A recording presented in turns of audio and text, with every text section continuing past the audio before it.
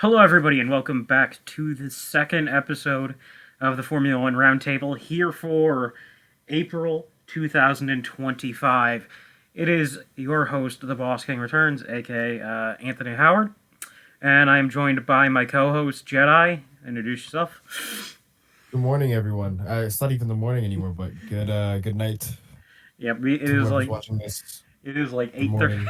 It is like 8:30 at night when we're releasing this. So yeah. Yeah. All right. But yes, we unfortunately weren't able to get a guest this month, but that's mainly just down to the fact that I have been very busy and haven't had time to go out and harass people's DMs. Sorry. But yes, how was the first month of the season for you, Jedi? Uh, ah, Full of action, honestly. It's this month's been pretty exciting.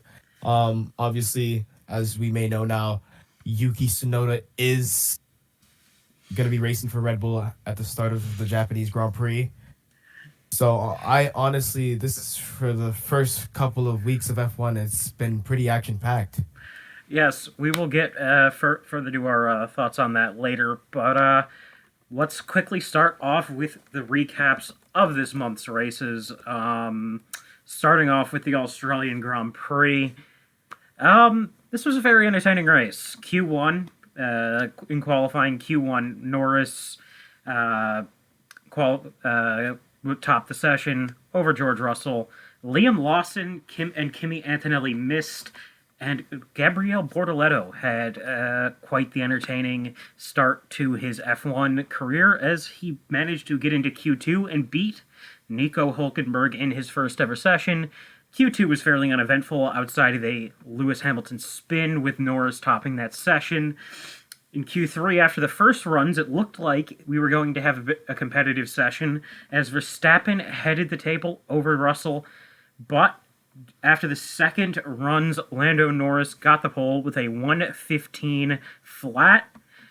He and over Oscar Piastri, and Yuki Tsunoda and Alex Albon beat the Ferraris. Anything do you have any thoughts on on the first qualifying session of the year? It was pretty. I mean, it's just like every other qualifying session, except for the fact that a Red Bull. Actually, no. Honestly, I couldn't expect any more from Liam being like top 10 in that car. I've voiced it already that I'm not the biggest fan of him, so I didn't really expect too much out of him. For Kimi Antonelli though, being not making it to Q3, that or even Q2 as at that like that was kind of a shocker to me. But honestly, after watching his race, he's it's pretty. I'm confident in him. So, an interesting note about Lawson, he actually lost out on basically all of third practice with some sort of issue. I can't remember exactly what it was. I think it was power unit related, but that stopped him from getting any of that last minute running in, which I think probably led to him qualifying 18th. I think he might have qualified better than that had he not. I think he would have made Q2 if it wasn't for losing out on all that running. But the next day, race day in Australia, and it was chaotic from the very start. As on a rainy formation lap, Isaac Hadjar spins off and an aborted start. About, I think, 20 minutes later, first lap of the race, Lando Norris holds the lead into turn one. What universe are we living in? Max gets past Oscar, but I think on the second straight, Doohan crashes safety car. And it's a chaotic safety car, as on lap 2, Carlos Sainz spins in the final corner and hits the wall in the under safety car. Luckily, no more deaths under this safety car. Lap 8, green flag. Lando holds the lead and keeps it. Lap 17, Max chasing Lando and trying to hold onto his position, locks up into turn 13 and loses second position to young Piastri. The race continues on fairly uneventfully. A few interesting scraps between Oscar and Lando, though no positions change. Lap 34, Alonso spins off, second safety car of this race. Field pits onto dries, and this time no chaos under this safety car. Lap 41, Lando green flag, and Lando holds the lead. For about 3 laps, lap 44, the rain returns, and Lando spins off with Piastri. However, Lando gets the better of it as he manages to relatively keep his car stable, but Oscar spins off and basically loses an entire lap, but he manages to stay in the race. While all this is going on, Leclerc spun out, and Verstappen stays out to take the lead for about 3 laps. However, as the rain continued picking up, Max had to pit, and he lost the lead back to Lando Norris. Just about while that was happening, Liam Lawson and Gabriel Bortoletto both spin out and crash, and we get our 3rd safety car of this race. Under the safety car, both Ferraris pit and lose a shitload of track position. Lap 52, green flag, Lando holds the lead, but this time Verstappen is within fighting range. A epic battle down for the final 5 laps of the race results in Lando Norris winning the Australian Grand Prix by, I think it was only about a half a second over Max Verstappen. A little bit further back, Oscar Piastri makes a fantastic, just a beautiful pass on Lewis Hamilton to take P9. I'm just going to put the final finishing results on screen, but I don't actually have them in front of me at the moment.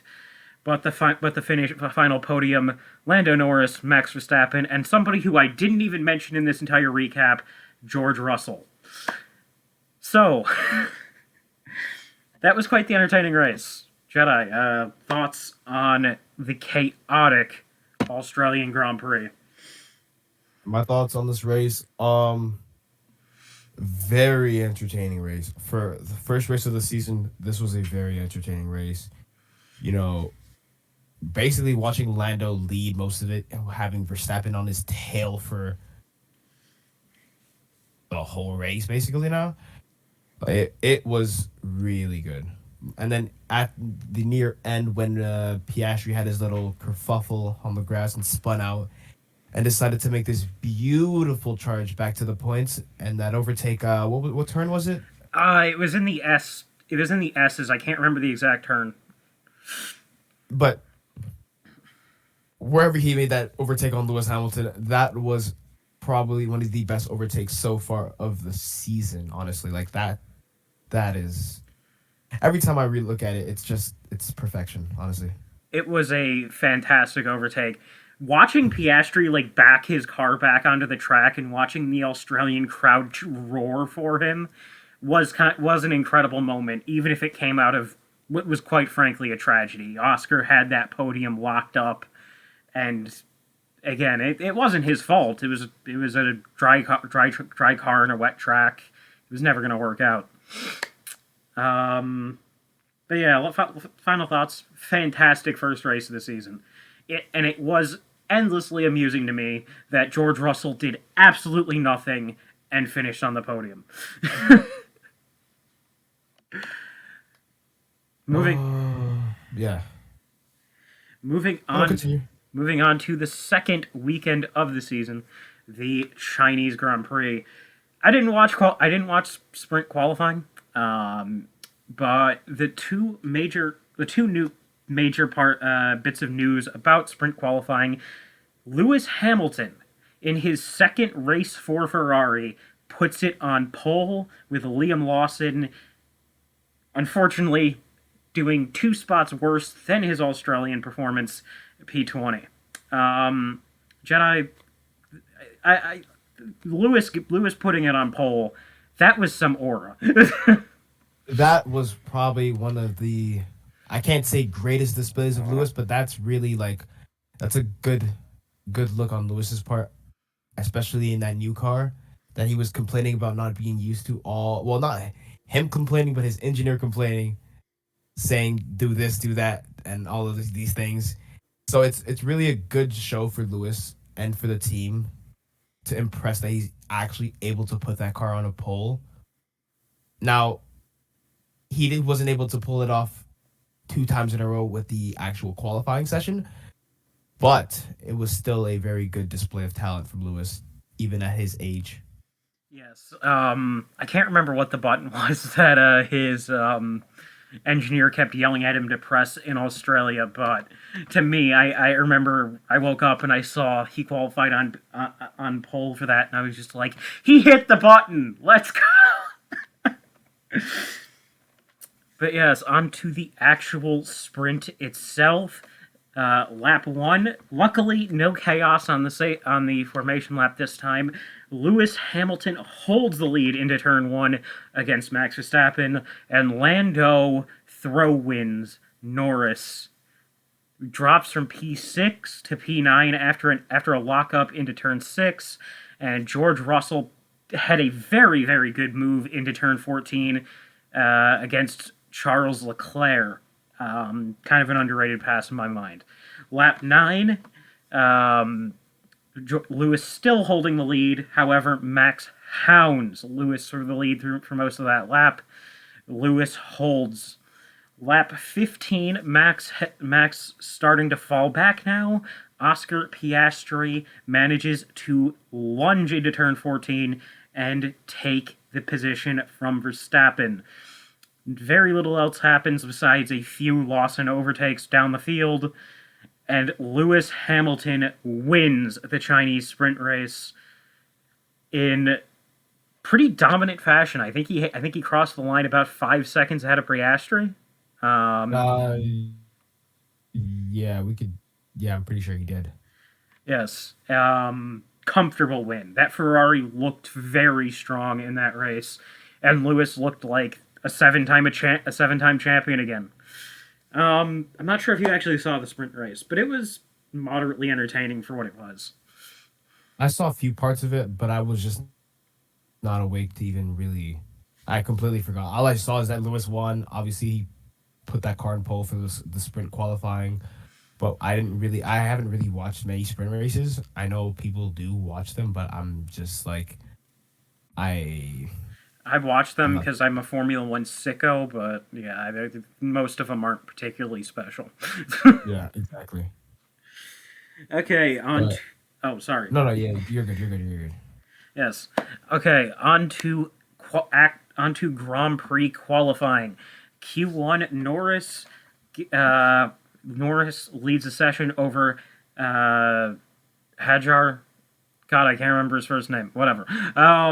And Liam Lawson once again out in Q1, his second P20 qualifying of the weekend. We started hearing some rumors after this, but we'll get into that in a bit. Q2, Norris over Verstappen, fairly uneventful session. And in Q3, Oscar Piastri had 2 of the finest laps of his young career as he sets pole with a 130.6 over George Russell, who also had quite the impressive lap to split the 2 McLarens in Q3. They would line up on the front row for the main race. That qualifying lap from Russell, like, I remember on the actual broadcast itself, Brundle was very, very impressed by it. He was like flat out and upshifting through the final corner. It was wild. But it was not enough. I don't know if you have any thoughts on the qualifying session. Nah, it was a pretty general qualifying, honestly. I didn't have It was pretty uneventful. I didn't. Yeah, that's what I'm saying. It wasn't really much. So, like again, it was something I didn't really watch. I think I did watch the Q3 part, but the Q1 and Q2 I just kind of glanced over. I just wanted to see who really put it on pole, and that was it. I didn't really the whole Chinese Grand Prix. I barely watched it. So now I do. Okay. Huh? So sorry, I was just going to say. Obviously, first pole position in Oscar's career, but finish up. No, yeah, that was it actually. Was let's go on to the race, I guess. So, for the race, the main event of the weekend, lap one, Oscar holds into turn one, and George Russell gets passed by Norris. Gabriel Bortoleto spins off on lap one. About 3 laps later, Alonso has a brake failure and falls out of the Chinese Grand Prix. The next 10 or so laps go about fairly uneventfully before the first round of pit stops takes place. And it would turn out to be the only, but Oscar holds the lead quite comfortably, and George Russell manages to undercut Lando Norris. However, it did not last, as Norris, using the superior speed of his McLaren, managed to retake P2 from George Russell. On lap 21, Leclerc overtook Hamilton in what seemed to be a planned swap, though the broadcast made it seem like Lewis was bitching, even though he was the one who brought up the idea. Lap 27, Behrman, who was the last driver to pit, finally comes in and immediately begins climbing through the midfield. Lap 35, they pit Isaac Hadjar, or Racing Bulls pit Isaac Hadjar for his second stop of the race in what turned out to be a terrible decision. Lap 46, Yuki, who has already had his race destroyed by Racing Bull's disaster class of a strategy, his front wing just explodes. Like, random. I have no idea what caused that. Lap 53, Charles is now fading quickly. He gets passed by Max Verstappen. And then lap 56, Oscar Piastri wins the Chinese Grand Prix over Lando Norris, who was having brake issues on the final couple laps of the race. And So wait, sorry, but I was gonna mention. Yeah, no, that was Lando having a brake failure, but mind you, he had Russell closing up on him with like maybe 2 to 3 seconds. that I was about to mention that George Russell hounding Lando near the end of the race as Lando's brakes were failing. And then post-race, Ferrari and Pierre Gasly disqualified. The Ferraris disqualified for 2 separate instances. I think Leclerc was underweight. I don't know why Hamilton was disqualified, but Gasly was disqualified for being underweight. Do you know why? The car was underweight. That's what happened. I thought. It, it Well, was weight. It was something with the weight for sure. I'm confident. okay, I thought that they were disqualified for different reasons, but I guess both of them were underweight. But yes, that was the first 2 races of the season. Again, unlike Australia, China wasn't the most entertaining race on track, but it had its moments. And it was a fantastic performance by Oscar. He really just showed up this weekend, and if McLaren's the only car capable of winning races, we still might have a championship on our hands because Oscar seems to have it this year. Jedi, any thoughts? No, not really. Chinese Grand Prix was. I don't think it didn't have as much excitement for me as like I'm really hating, but it didn't have as much excitement as the Australian Grand Prix. But I think I'm gonna go off of one of my highlights is definitely Lando's driving when he had to coast and lift on the last lap just to even like get that car past the finish line. That probably was one of the most impressive things I've seen this season so far. And I know it's 2 races in, but he was somehow able to keep Russell still behind him while Russell had a working, functioning car with half a car. So props to Lando with that one for sure. Yeah, didn't he say that the Lando's engineers say that his brake pedal was getting like 1 to 2 inches longer per lap? Yeah, that's exactly what happened. So Yeah, it was technically just a big brake failure. yeah. It was impressive that he managed to keep that car from going into the fence. But yes, that wraps up our recap section of the podcast, and we will move into the news. Well, Jedi, you have really, really wanted to talk about this, so go for it. The Yuki Lawson drama and swap, I Oh, guess. so honestly, this situation caught me off guard, honestly, but I didn't expect it to happen so early. Like the fact that Red Bull decided to I feel like no, I think that this was too early. I shocking coming from me, but I think this trade happened a little too quick. Look, I don't think they really gave Lawson a chance. Now I get he's had a couple of races in F1, so you know, he should be okay. But this was kind of like the extreme from Red Bull, and I've never seen this done before.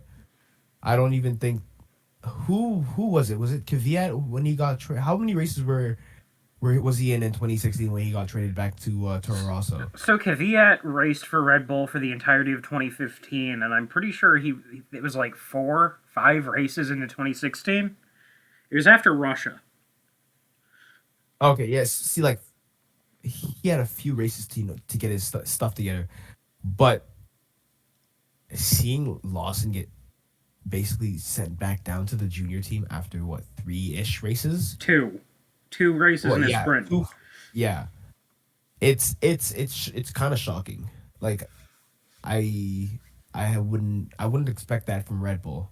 Now I've been doing a bit of research, and it seems like that Red Bull car is a car. From what the comparisons are saying, it seems like that car is a car that Yuki can actually drive because him and Max have the wanting a pointy front end car, and they don't like driving oversteery. Is it oversteery or understeery cars? Sorry.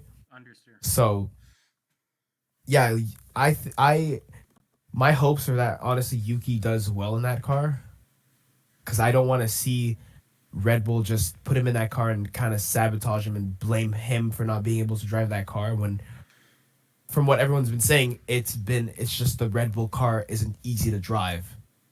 So, I want to hear your opinion on this whole situation. To me, this was the single stupidest fucking thing I've ever seen out of Red Bull. Okay, not Yuki Tsunoda. Liam Lawson had, before this season, I think 12, 13 career race starts. He shouldn't have. Putting him in was stupid in its own right. You should have, like, they should have given the more experienced driver the fucking car to begin with, because putting a rookie, like, Liam is still a rookie as far as I'm concerned, into that car was always going to be a fucking disaster. But, okay, so you put in a driver with barely any fucking experience. Fine. Stick with him. You know that car is a fucking mess because it's chewed up Pierre Gasly, who is a very, very talented driver. Alex Albon, a very, very talented driver. Sergio Perez, a driver who is very, very fucking good. I'm sorry. I know his reputation got dragged through the mud over the past 2 years, but was one of the best drivers in F1 throughout the 2010s. Fuck you if you think that he's a goddamn piece of shit because he failed in that Red Bull. And now it's chewed up and spit out Liam Lawson after 2 races, and he looked fucking atrocious. Damn, it's almost like there's a fucking common denominator here. It's the fucking race car. It's not the drivers. But what do they fucking do? They throw Liam on his ass in 2 fucking races flat. Yuki, maybe he succeeds. I hope he succeeds. There is like a 10% chance that he succeeds. I'm sorry. He is not, like, I don't think Yuki is a better driver than Sergio Perez or Pierre Gasly. So, basically what you've done is put a guy who is an upper mid-tier driver and swapped him out with another upper mid-tier driver. I hope this isn't a disaster, but it feels like it's going to be. Fuck Helmet Marco. That's all I'm going to say. Wow, That's a lot. Wow. Okay. You talked your crap. You had a lot to say about Red Bull there. I Honestly, I that's a lot of built up anger from what Red Bull have been doing to their drivers, honestly, so it's kind of understandable. I've always been a fan of Checo Perez. So this is fucking 4 years of irritation and anger coming out. Do And I honestly, it's understandable. It's understandable. I had to watch one of my boys get dragged through the fucking mud for about 4 years, and to watch Liam fail, I didn't, I don't fucking, okay, maybe because he has a Klansman of a girlfriend, it was funny, but, I didn't like watching the guy fucking get torn to shit, because, it's not his fault, and I do think Liam's a talented driver, but, uh, he deserved more than 2 races. Like, it's borderline bullying, as Guido Vandergaard said. And honestly, you're right. It really is. It shouldn't have been that his career at Red Bull shouldn't have been cut that short. So, yeah, honestly, I would just this whole blame honestly is just really just Red Bull and being a messy team right now. I don't even think Verstappen has much more time in that team. If I'm really being honest with you. Yeah, to quote Christian Horner himself, they need to change their fucking car.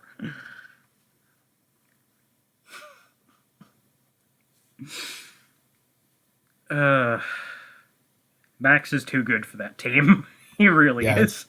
that's exactly what it is. Uh, yeah, that right there is probably the biggest news story, and that's probably about as animated as you're gonna see me on this podcast because, again, I wasn't happy. I feel so vindicated as a Perez fan watching the shit show that Red Bull has become. I knew it wasn't him. I knew it. uh, but yeah, so is that, have we gotten everything out on this? I think so. Yeah. Okay, second off, Ferrari's not particularly great start to the season. As I mentioned during the race recaps, um, yeah, Australia was a strategic fucking mess, and both drivers really fucked up. Like, Leclerc was running fifth, but he spun and dropped a few positions, and Hamilton just wasn't competitive. He spent like 40 laps behind fucking Sonoda and wasn't able to do shit, and then got punked by Piastri on the last lap. And then, despite a fantastic sprint race, double DSQ after running fourth and fifth all race. Yeah, not great. Not at all, honestly. Do Loss we, of points for Ferrari and Leclerc and Hamilton. Terrible. They are currently behind Williams in the standings, and I'm pretty sure Lance Stroll has more points than both of the Ferrari drivers. Is this just a poor start to the season, or do you think is this just a okay, sorry. Is this just a poor start to the season and Ferrari will turn it around, or do you think that the season's already over? I think Ferrari can turn it around. They're just having some technical difficulties for the first couple of races. So I just think this is going to get turned around pretty quickly. Well, pretty quickly is a bit of an overstatement, but it'll get, turned around and they'll be kind of fighting for the championship. I think they'll be fighting for the World Constructors and obviously not the drivers, but I think they have a chance in the Constructors. I think I could see a world where Leclerc wins the World Drivers' title this year, but it's going to be a very, very difficult challenge. I think Ferrari will be fine in the grand scheme of things, but I could not envision a worse start to the year for Ferrari. Yeah, no, it's a bit bad. And the last thing on our news for this month, and this is more of an April thing, and more of just a Japanese GP thing in general, but two teams are running special liveries for this race. Um, uh, Red Bull is running a all-white car again. Jedi, I know you were, or at least I think you were a fan of the original one from 2021. No, I like this livery. This is. I think it could have been a bit. Actually, I don't think it could have been a bit better. It's nice, but I feel like there's just something missing. I think it's just because they didn't add the yellow like how they did it with the first time. But overall, I think this is a 9 out of 10 livery for sure. Like it's clean. Now we're gonna have two white Red Bulls in a race, which is gonna be very very nice, like really nice. How do you feel about this livery though? Like The Haas? yeah, the Haas. It's the Haas car with some cherry blossoms thrown on it. It's fine. It's probably about the same as the normal Haas to me. Yeah, I actually. Oh, well, sorry. no, again, it's decent. I actually do like the hints of pink on the Haas car. It kind of makes it pop. Like even though I know that it's to some people it might be tacky, but there's like a couple Japanese words on the wing too, and like the front wing. Sorry. I've been seeing people say that they prefer this livery over the Red Bull one, which I can't lie. I might have to disagree with them on this one because, like you said, it is just flowers on the Haas car. Actually, they have changed the color of the lettering to pink, and I actually do think it's pretty nice. But Yeah, it is. It really is. I like the Haas. I can't remember where I put the actual Haas on my livery rankings, but it's probably about the same as this one's probably about the same as that one. For me personally, on the white Red Bull, it's the second best white Red Bull on the grid. I like the V carb more. But You like the V car more over the, huh? I prefer the V carb to this white Red Bull. I think this one looks really nice, but that V carb is like generational. That being said, I put it in second on my livery rankings. So That's a honest. I don't even know how to feel about that take. I think I would put them like they're equally as good. They're equally as good in their own way. I really I really like the bowl on the engine cover. I feel like it pops What? more than the normal Red Bull.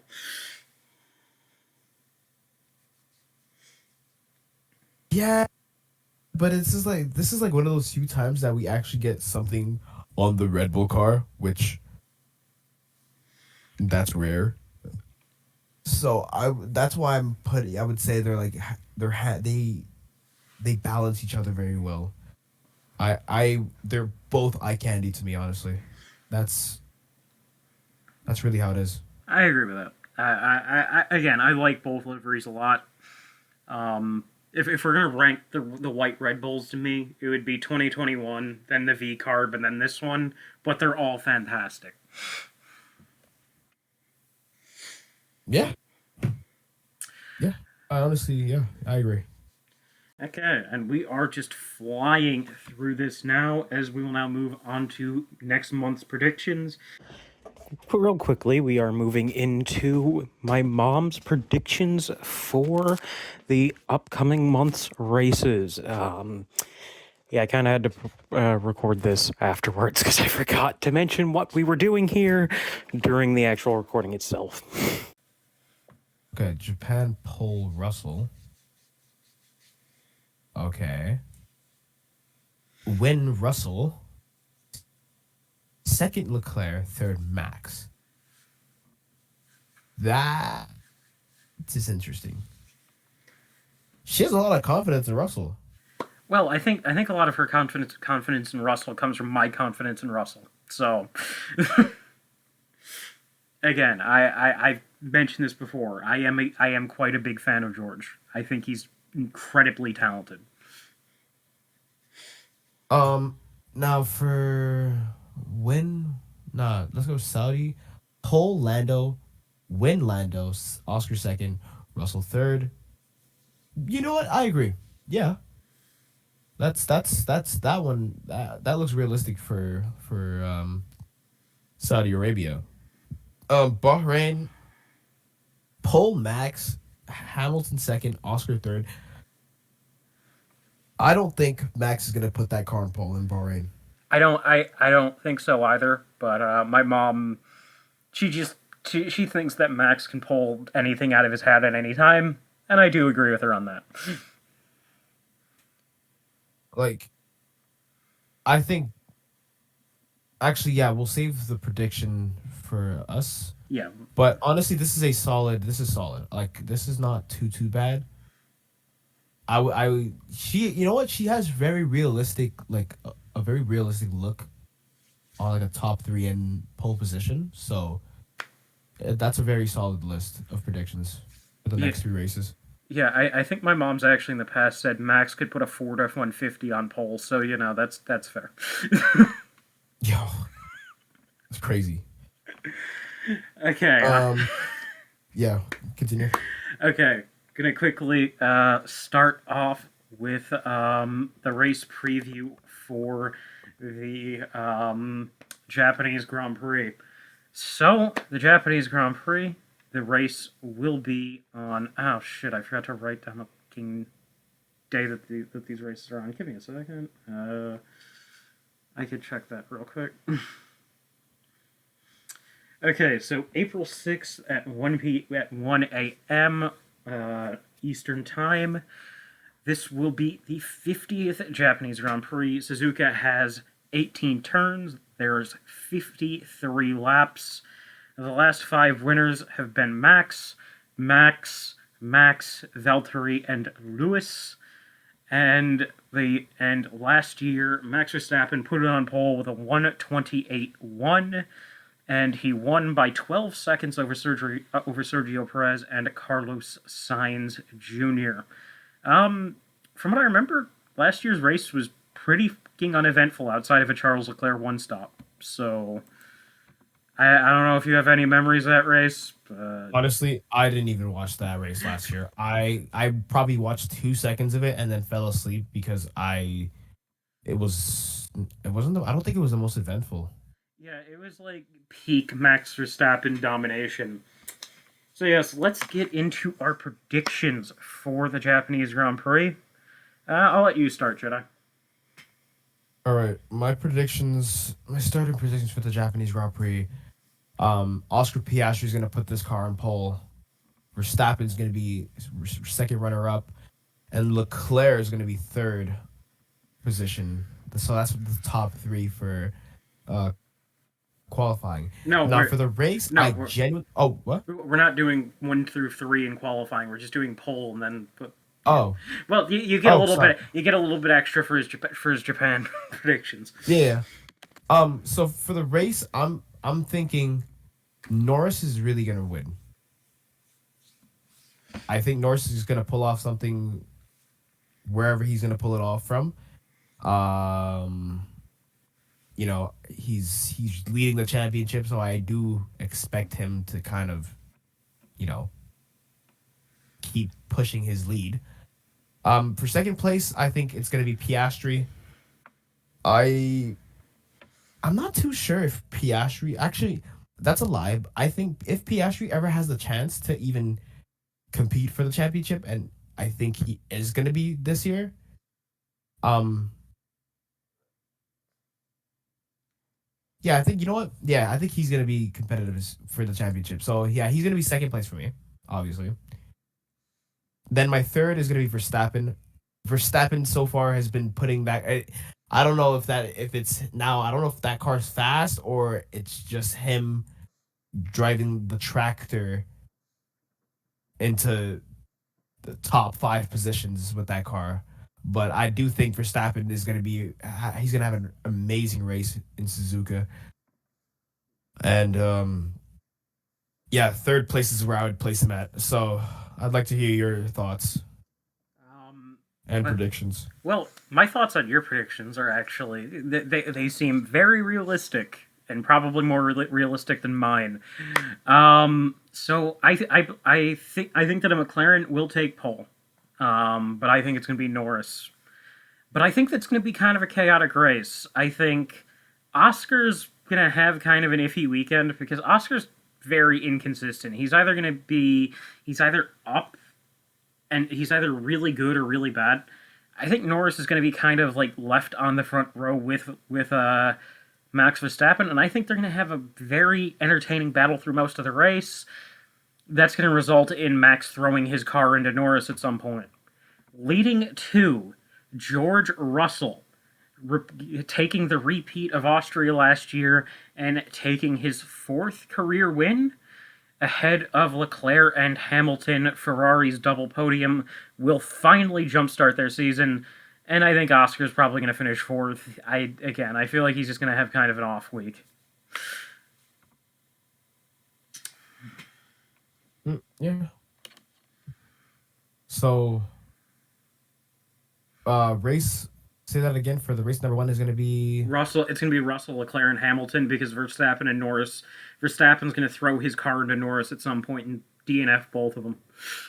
Yeah, I think that might be the very extreme prediction. Yeah, that is super extreme.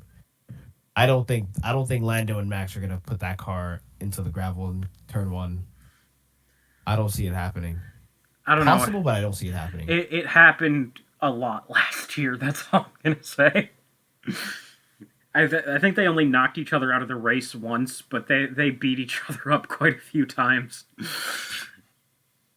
But yeah, they dislike racing from what it seems. But yes, that is Not that is Japan. I like your predictions, but I also like mine. Mine gives us more of an entertaining weekend. We'll see. Okay. Exactly. Okay. On to oh god, where is it? The Bahrain GP. Bahrain is April 13th at 11 a.m. Eastern Time in the United States and Canada. General stats: the 21st running of the Bahrain GP. There's 15 circuits, 15 turns at is it the Sakir International Circuit? I think it is. Yeah, I think so. 57 laps. The last 5 winners: Max, Charles, Lewis, and Lewis. That 2021 Lewis win should not have been Lewis Hamilton, but let's just, who cares? I'm not salty about it at all, I swear. And last year's race, Max Verstappen got the pole with a 1:29.1, and he won by 22 seconds over Sergio Perez and Carlos Sainz Jr. in what was an uneventful season opener, with the exception of Charles not being able to fucking brake, like, at all. I'm pretty sure he locked up, like, 15 times in that race. Yeah, it was, like, I watched this race at college. No, wait. I don't think I watched it. No, wait. I watched the qualifying for this race at college. Yeah, it was something. Not the greatest race. Yeah, no, that 2021 Bahrain was kind of annoying, especially with the track limit nonsense that was happening. Yeah, how many times did That Lewis just pissed me off. How many times did Lewis leave the track? Like 40 something, and then they fucking penalize, and then they threatened to penalize Max for passing him. I'm pretty sure they did. Like, was it 5 seconds or something like that? No, he didn't get penalized. He had to give Lewis the spot back, and Okay, because that's what it was. because he burned his tires off trying to get past Lewis the first time, he didn't have the tires to get by him again. Okay, yeah. Yeah, no. That was just annoying. That was the worst display of FIA I've ever seen. Yeah, that one of many moments in 2021, which really makes me wonder why people think Lewis was robbed. Like, whatever. Anyways, yeah, people. I can already hear the comments of people screaming about how it was rigged or whatever. Anyways, race predictions for Bahrain. Once again, Jedi, you can go first. All right. Hamilton is gonna put that car on pole. That's a bit crazy, but He's I done it think before. Hamilton. Yeah, exactly. He's done it before, but I don't know. New car, and it's just completely different field that he was playing in. For the top three in the race, I think Verstappen is gonna win it. Leclerc is gonna put it in second, and Norris is gonna be in third. Now, it could be vice versa with Leclerc and Verstappen because Leclerc has been pretty good on this track pre what was it pre No, 2021. his 2022 race was the year that he won. Oh, okay. He didn't win before that, no. No, he I thought he he did. he should have won in 2019. He should Okay, have. that's okay. So he's just had a run of bad luck at Bahrain. I'm pretty sure from what I'm hearing. Yeah, because last year he was also way more competitive with Max in qualifying. Then his brakes just completely gave out, and he wasn't able to keep up with him in the race. Oh, that's what happened. Okay. And I'm still salty about that 2019 race that he had won, and then his engine just gave out on him. Uh, okay. So I'll keep it with Verstappen winning, honestly. Nor or we can go vice versa, Leclerc Norris. But it's either way, it would be these three drivers in the top three. Um, I don't know if Norris is gonna do amazingly here. I just don't know. But I know Verstappen for sure. Like he's just gonna have a blast on this track. Like it's like his playing field here. Apart from when the Red Bull car is blowing up. Yes, So as his yeah. car did in 2022. So for me, I think Leclerc's going to take pole, and I think he's going to convert that pole into a win. And second, I believe that it will be Oscar Piastri. And third, I believe George Russell. I think Verstappen is going to have a really poor race as the Red Bull continues to deteriorate. And I think not Russell. I think Norris is going to throw because I think he's going to start second and fuck up into turn one and lose a whole bunch of spots and spend the rest of the race clawing back.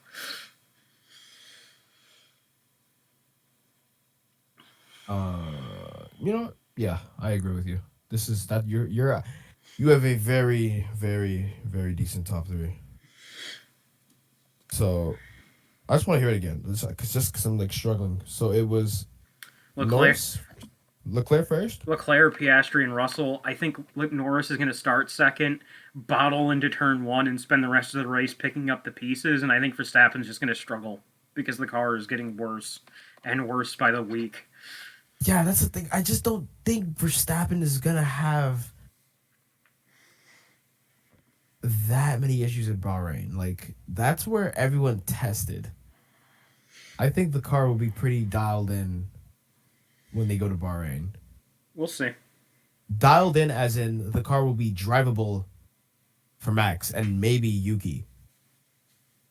Maybe. Well, Yuki didn't But get any preseason testing, so yeah, so again, we will see. Now we're on to the Saudi preview and predictions. Yes, we're on to our Saudi Arabian Grand Prix preview.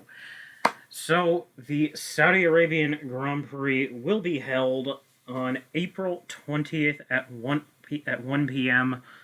in the Eastern Time of North America.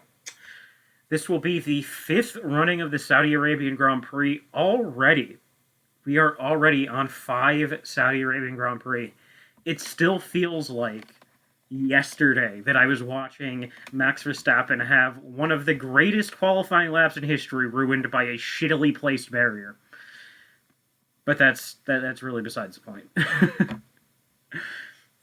27 turns at the Jeddah Corniche circuit. Or not Jeddah Corniche. Is it the Jeddah Corniche? I think it is. Yeah. 50 laps. And our prior race winners, all 4 of them, Max Verstappen, Checo Perez, Max Verstappen, and Lewis Hamilton. The 2021 race was Lewis's last win for like 2 years, right? I think it was. I think so, yeah. And last year... okay, sorry, I'm going to let you finish. No, continue. Sorry, no, sorry. Okay. And last year, Max Verstappen got pole with a 1:27.4, and he won by 13 seconds over Checo Perez with Charles Leclerc third. This was the race quite famous for Ollie Behrman's super sub performance with Ferrari, and it was overall a quite entertaining race. I'm pretty sure Oscar outqualified Norris, but Norris... I think Oscar got damage. No, wait, that was 2023. Yeah, I don't actually remember what the hell happened with McLaren last year. Yeah, Jeddah hasn't been too entertaining. Like, the first race was entertaining, but the last 3 have been kind of eh. Yeah.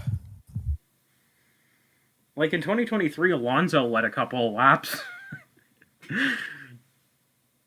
Yeah, Jeddah has, like, the most random events, like... What was it, 2021 or 2 with the red flags? 21 was the year with all the red flags, and Max... Didn't Max just, like, stop in front of Lewis on a straightaway? Well, that whole situation was kind of confusing every time you look at it. Like, some people say Lewis ran into Max stopped in the track and kind of brake-checked Lewis. It's a whole unneeded argument. I'm kind of surprised that neither of them DNF'd from that, because they hit each other pretty fucking hard. But yes, yeah, last year's race was pretty uneventful. But yeah, 5 years in, the Saudi Arabian GP has been... I don't know. Yeah. I'm not a fan of them racing here to begin with, because the blood money, but whatever. Anyways, race predictions for Saudi Arabia. I'll go first this time. I think Norris is going to get pole, and Norris is going to convert that pole into a win with Oscar Piastri in second, and George Russell in third. And I think there's going to be a Williams 4 or 5.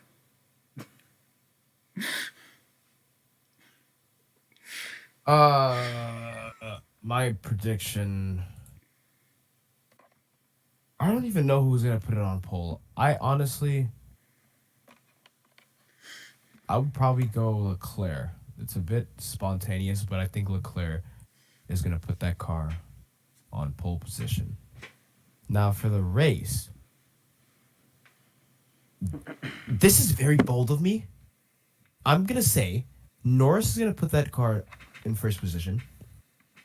Hamilton is going to lock in and get second place. And third place, now this is very extreme of me, but Alex Albon in third place. So you think Williams is going to get their first podium since Lance Stroll? I think it was Lance Stroll in Azerbaijan. No, George Russell. No. Oh, George wait. Russell. Okay, but here's George the thing. What? Does that race actually count?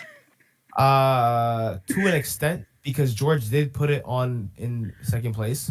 Yeah, no, that's true. My boy did get a podium in a Williams. So it counts to a point. But yeah, that race was. I don't like thinking about that race. But yeah. So what the hell's going to happen to Leclerc if he's going to start on pole but not even get on the podium? Is he just going to have a nightmare of a race. I just think he'll probably have an issue, like with strategy, and they're just gonna completely screw him. Ill-timed safety car or something. Yeah, I can see it. That's what I'm saying is gonna happen because Ferrari, when are Ferrari locked in with their strats? It's a rare case. Monza last year. That was when Ferrari was locked in with their strategy. For the once that's a once every couple year thing. Yeah, that's true. But yes, that is the end of our predictions and race previews. Yeah. So, any final thoughts on this month? So I think that I'm hoping that Yuki honestly puts that Red Bull in wherever it needs to be and not in under the top 10. Like, I really want Yuki to live up to no, I don't want him to live up to the hype, but I want him to show Red Bull that he is a capable driver and that he deserves to be on the grid in the next few years, for the next few seasons. That's honestly what I'm expecting for this month. You know what I want? I want us to not have to come on here next month and talk about how Isaac Hajar has been promoted to Red Bull Racing. That's what I want. Yeah, that's once again, that's super extreme, but I don't want to come back and have to see that at all. Or have us make an emergency video in the middle of the month talking about how Isaac Hajar is the newest Red Bull Racing sacrifice. Yeah, it'll just be terrible. Because if they keep this shit up, they're going to be using Max's dad in that second seat by the end of the month. Yeah.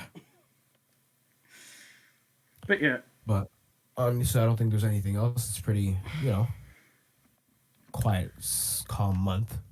But yeah, I think it's going to be hopefully another entertaining month for month of racing. And yeah, we'll meet you in a month to recap these races and preview Miami and whatever races are beyond that. Yep. Thanks everybody for watching. We'll see you next month. Bye, folks. Ta-ta.